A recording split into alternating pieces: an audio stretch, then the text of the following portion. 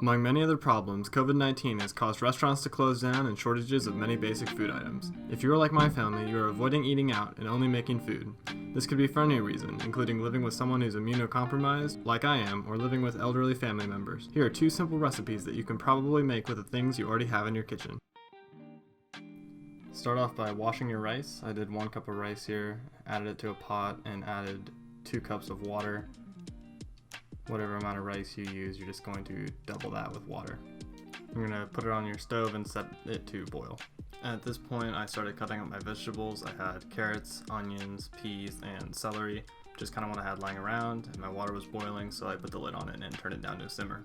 The meat I used here was bacon. It's just what I had. You could use beef or chicken or anything else.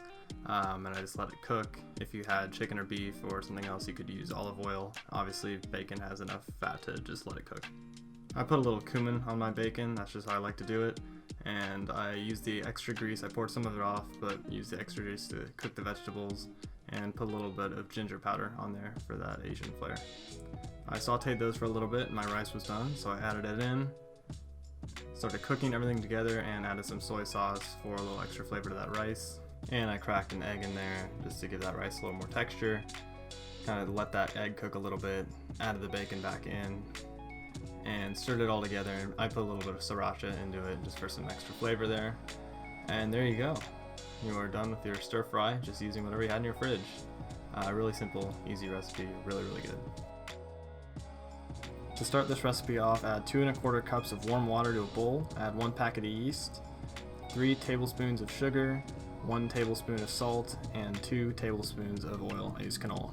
Mix that around and then start adding. You're going to add 6 cups of flour. Start with 3, mix it around a little bit, and then start slowly incorporating the other 3 in there. And you can add up to a 1/4 or 3/4 cup of extra flour if it's too battery. Next, turn your dough into a floured surface and start kneading it for about 8 to 10 minutes or until it's, well, the consistency of bread dough, if you know what that's like. You'll kind of know it when you get there.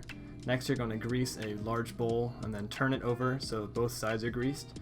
And then cover. I used a wet towel, you can use saran wrap, and leave it in a warm place for about 2 hours. Punch your dough down and then turn it back into a floured surface, and then divide it into 2 equal sized loaves and put them in some 9x5 greased baking pans. You're going to cover those in the same way and let them sit until they're doubled, so about an hour. Put those in the oven at 375 degrees and bake it for about 30 to 35 minutes or until it's hollow when you tap it. They should look something like this. This has been Nick Swyden for Husky Headlines.